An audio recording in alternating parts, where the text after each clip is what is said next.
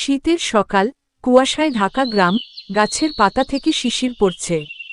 দূরে পাখির ডাক। রিমন চাদর গায়ে জানালার পাশে দাঁড়িয়ে আছে। মা রান্না করছে।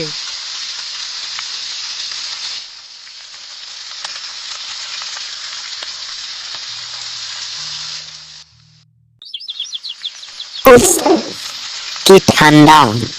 মা, আজ তো স্কুলে যেতে ইচ্ছে করছে না। শীত পড়ছে বাবা, কিন্তু পড়াশোনা তো বন্ধ করা যায় না। পড়াশোনা তো করতেই হইব। এই শীতেই মানুষের আসল বোঝা যায় রে। রিমন কুয়াশার ভেতর দিয়ে স্কুলে যাচ্ছে। পথের পাশে একজন লোক কাঁপতে বসে আছে। রিমন চমকে উঠল, এটা তার রহিম চাচা। আরে রহিম চাচা, তুমি এখানে কেন? কি করছো? রিক্সা টানতে পারছি না বাবা, ঠান্ডায় শরীর জমে গেছে, অনেক ঠান্ডা লাগতেছে। তোমার গায়ে তো কিছুই নেই দেখছি, এত ঠান্ডা, কিছুই পরো নাই। আরে বাবা, শীতের কাপড় কেনার পয়সা কই পাই?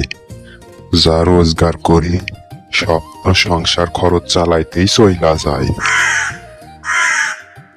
রিমন নিজের গায়ের চাদরটা খুলে দিতে চাই, আবার থেমে যায়। মনে মনে ভাবে, মা যদি বকে।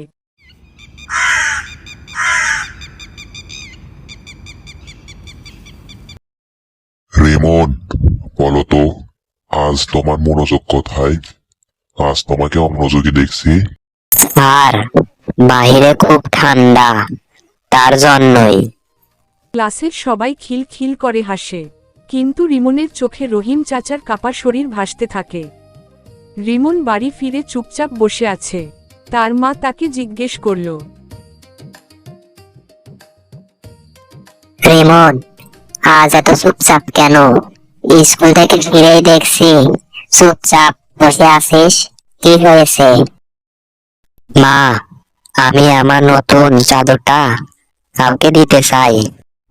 কাকে দিবি নতুন চাদরটা? তোর জন্যই তো আনা হয়েছে। রহিম চাচাকে দিতে চাই। আমি দেখলাম উনি ঠান্ডায় খুব কাঁপছিলেন আসার পথে। বাবা, নতুন চাদর বড় না, বড় হচ্ছে মানুষের কষ্ট। ওই যেহেতু বলছিস, আমি নতুন চাদরটা এনে দিচ্ছি।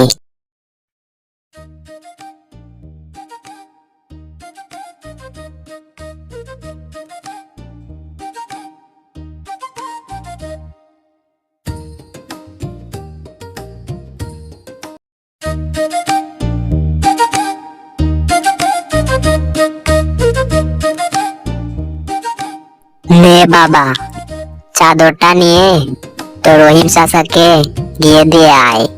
উনি খুব কষ্ট পাচ্ছেন, যা তাড়াতাড়ি। আচ্ছা মা, দাও। আমি তাড়াতাড়ি রহিম চাচাকে চাদরটা দিয়ে আসি।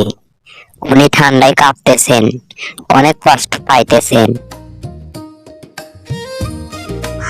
রিমন তার নতুন চাদরটা নিয়ে খুশি মনে তার রহিম চাচাকে দিতে রওনা হলো।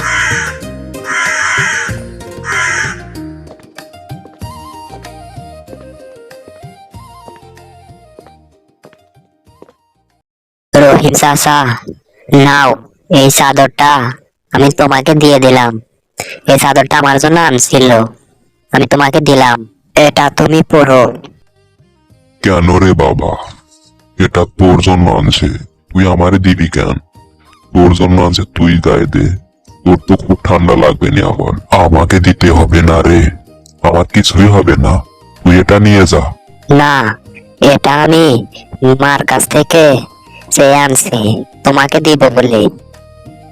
আচ্ছা বাবা, দে। আমি কি বলবো জানি না, আল্লাহ তোকে অনেক বড় করুন।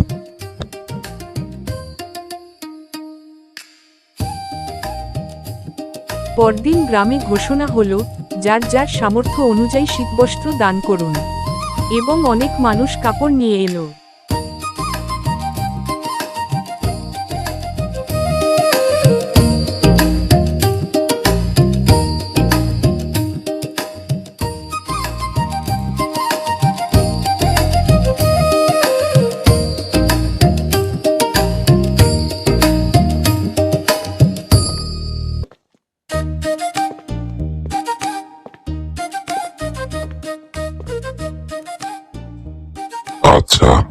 যারা শীতের জন্য কাপড় চোপড় আনছো দাও, সবাইরে মিলি কইরা দিতে হইব।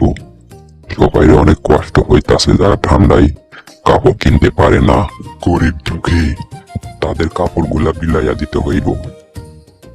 দেখলি রে দাদু ভাই, একটুখানি ভালোবাসা কত দূর নিয়ে যায়, তোর একটুখানি ভালো কাজ কত দূর নিয়ে গেল। তোর এই কাজ গ্রামে অনেক পরিবর্তন আনলো। হ্যাঁ দাদু, শীত আসলে ঠান্ডা নয়, শীত শেখায় কার কাছে কি আছে তা নয়, শীত শেখায় কার হৃদয়ে কতটা উষ্ণতা আছে, কতটা ভালোবাসা আছে। এই শীতের ভিতর শুধু নিজে ভালো থাকলেই হবে না, যারা ঠান্ডায় শীতের কাপড় কিনতে পারে না তাদেরকেও সাহায্য করতে হবে। এটাই হচ্ছে শীতের আসল শিক্ষা, সবাইকে এটা বুঝতে হবে। গল্পটি আমাদের শেখায় শীতে শুধু নিজেরা ভালো থাকলেই হবে না, আমাদের পাশে আরো যারা গরিব মানুষ আছে, যাদের শীতের পোশাক কেনার সামর্থ্য নেই, তাদের শীতের পোশাক কিনে দেওয়ার অনুভূতি জাগায়। গল্পটি কেমন লাগলো তোমাদের? আরো ভালো ভালো গ্রামীণ গল্প পেতে আমাদের সোনার প্রহর চ্যানেলটি সাবস্ক্রাইব করে রাখো আর বেল আইকনটি অন করে রাখো, আর লাইক কমেন্ট করতে ভুলো না।